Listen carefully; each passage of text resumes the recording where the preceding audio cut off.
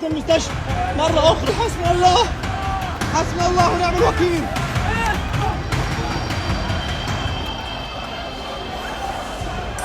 حسبنا الله ونعم الوكيل. استهداف المجمع، استهداف المكان مرة أخرى، استهداف المكان مرة أخرى. يا الله، استهداف مبنى مجمع ناصر الطبي، استهداف مجمع ناصر الطبي الآن، عشرات الإصابات.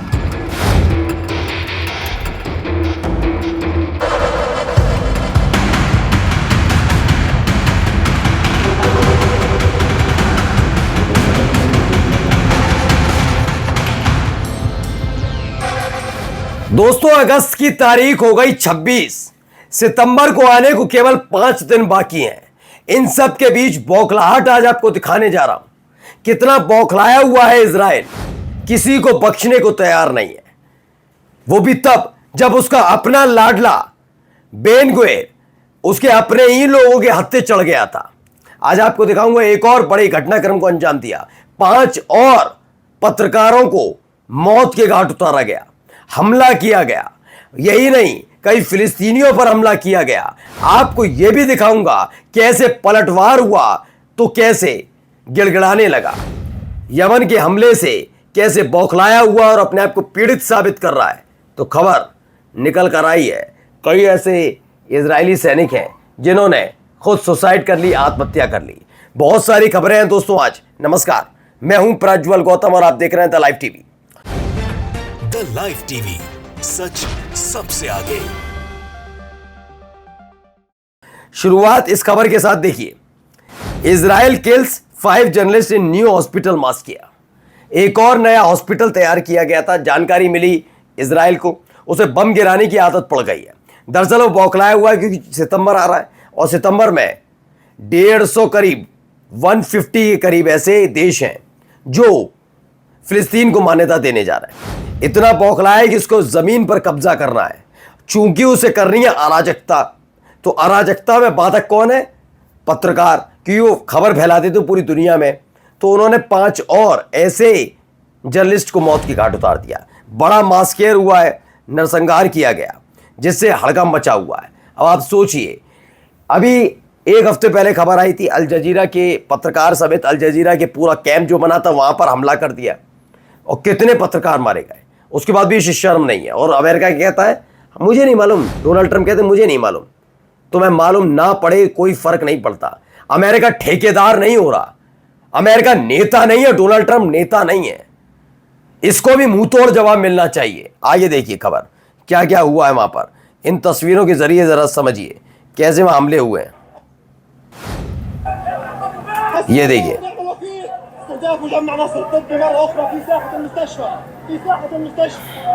ये वही नसीर हॉस्पिटल है खान यूनिस में।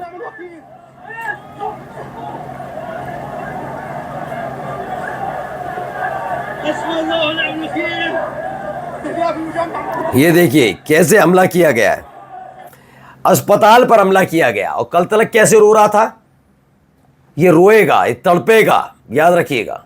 मैं बता इसलिए रहा हूं क्योंकि आप कितने दिन तक आप ऐसा करेंगे। 22 महीने तक जो पीड़ित इजराइल था उसे खूंखार इजराइल में तब्दील हो गया। अब सारे देश खिलाफ खड़े हैं अमेरिका को, और अमेरिका भी नहीं, डोनाल्ड ट्रंप को छोड़कर। डोनाल्ड ट्रंप चूंकि राष्ट्रपति हैं तो उनकी चल रही है, हो सकता है उनका तख्ता पलट हो जाए। ये भी बता रहा हूं क्यों, क्योंकि उनके अपने देश के लोग नाराज हैं। आगे देखिए, एक और खबर दिखाता हूं। ये देखिए, अलग अलग खबर निकली नासिर हॉस्पिटल पर जब हमला हुआ उसके बाद की तस्वीरें। ये देखिए क्या क्या हालात हैं, ब्लर करना पड़ रहा है क्योंकि खून खराबा बहुत हुआ है। कितने लोगों पर हमला किया गया, कई पत्रकारों को मौत की घाट उतार दिया गया। ये इजराइल की असली हकीकत है। ये स्मोट्रिच और बेन गुवेर जैसे घिनौने टाइप के नेताओं का समर्थन करने वालों तुम पर धिक्कार है। वो सही कूटा जा रहा था, बिल्कुल कूट देते उस समय। ये देखिए, अल जजीरा की खबर है, इजरायली मिलिट्री ने एयर स्ट्राइक किया और नसीर मेडिकल कॉम्प्लेक्स पर हमला हुआ जिसमें 20 फिलिस्तीनी मारे गए, जिसमें कई जर्नलिस्ट भी शामिल हैं। ये जानबूझकर किया गया हमला था। ये देखिए एक और वीडियो, ये देखिए नसीर अस्पताल पे किए गए हमले की तस्वीर है। مبنى مجمع ناصر الطبي، استهداف مجمع ناصر الطبي الآن، عشرات الإصابات، يا الله استهداف المكان. तो ये दूसरी बार है जब एक अस्पताल पर हमला किया गया और अस्पताल के बराबर में बना हुआ अल जजीरा का जब पूरा का पूरा टेंट था उस पर हमला किया गया था, जिसमें तकरीबन 5 से 6 पत्रकार मारे गए थे और उसके बाद थू हुई थी, उसके बाद भी मानने के लिए तैयार नहीं। एक और देखिए, एक 1 person killed in Israeli drone strike that targeted eight A vehicle. यहाँ लेबनान में भी एक बड़ा हमला किया गया, लेबनान की तस्वीर। अब आइए एक और खबर देखिए, गजा में क्या हो रहा है।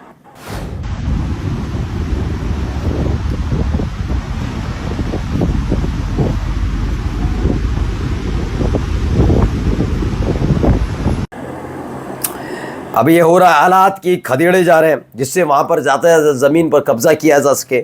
समुद्री इलाके में बिल्कुल समुद्री इलाके में जाकर ठहर गए ये गज़ा के लोग और सब टेंट बनाकर बैठे हुए हैं।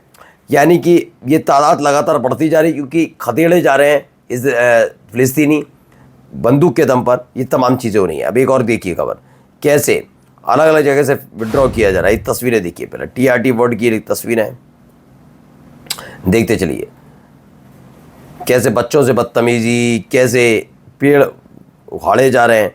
Israeli forces withdraw from the Palestine town of Al Mughayyir east of Ramallah, यानी वेस्ट बैंक में इस तरीके से इन पर अत्याचार किए जा रहे हैं। वहीं खबर इनसे भी रिलेटेड निकल कर आई जब इजराइल की आर्मी ने कंफर्म किया कि उसने अब तक 22 लोग सोल्जर्स जो हैं, वाकई 1 साल के भीतर 22 सैनिकों ने सुसाइड कर लिया। क्यों? कि आप उनको देशद्रोही घोषित कर देते हैं, वो लड़ने से मना करते हैं। वो लड़ने आते हैं तो इतने ज़्यादा अवसाद में आ जाते हैं कि खुद आत्महत्या कर लेते हैं। लड़ते हैं तो गज़ा में हमास के लड़ा के मार गिराते हैं। इतना ज़्यादा टेंशन इस समय है। अब आइए ईरान के defence, the Zionist entity back to stop the war. कहा जा रहा है, खबर निकल कर आई कि जो 12 दिन का असर था आज भी इजराइल पर है। इजराइल में बेंजामिन नेतन्याहू के जो 2 लाडले हैं स्मोट्रिच और अगर बेन गुवेर को छोड़ दिया जाए तो कहा जाता है कि बाकी लोग चाहते हैं कि अब ईरान कोई हमला हम पर ना करें, भीख मांग रहे हैं कि हम पर कोई हमला ना हो।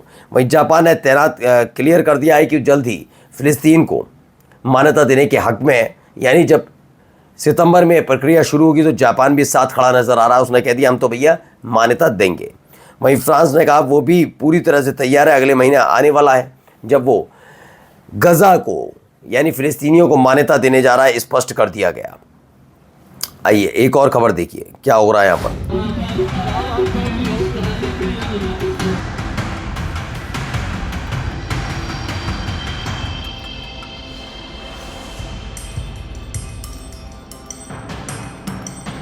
अच्छा, ये यमन से निकली हुई तस्वीर है सना से।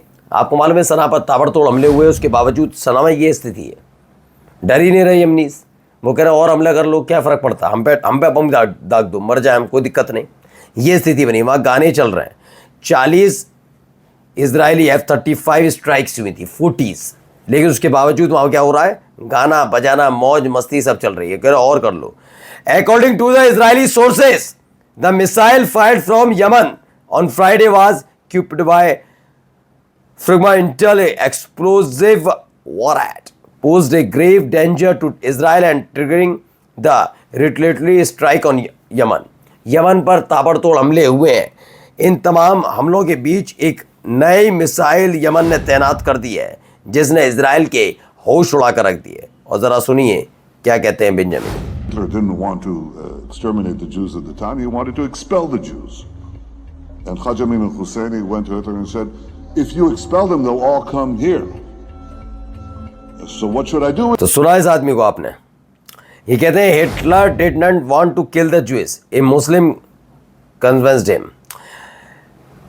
One day they will say Netanyahu didn't want to kill Palestinians and Arab convinced him. ये बिल्कुल सही कहा गया है। अब आइए अगली खबर। यहाँ पर देखिए क्या हश्र किया जा रहा है, कैसा बर्ताव किया जा रहा है। I'm doing this because I'm a follower of Jesus Christ who broke the rules and created peace.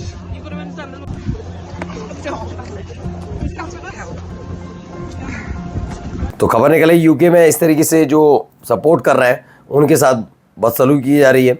और पहली तस्वीर ज़रा देखिए इजराइल में क्या हो रहा है।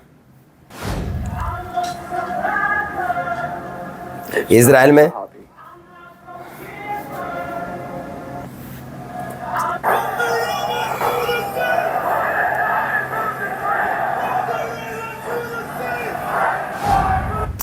तो इजराइल और जापान दोनों जगह फिलिस्तीन की समर्थन में नारेबाजी हो रही है। इसी लेकर एक बड़ी खबर निकलकर सामने आई है। नमस्कार। द लाइव टीवी, सच सबसे आगे।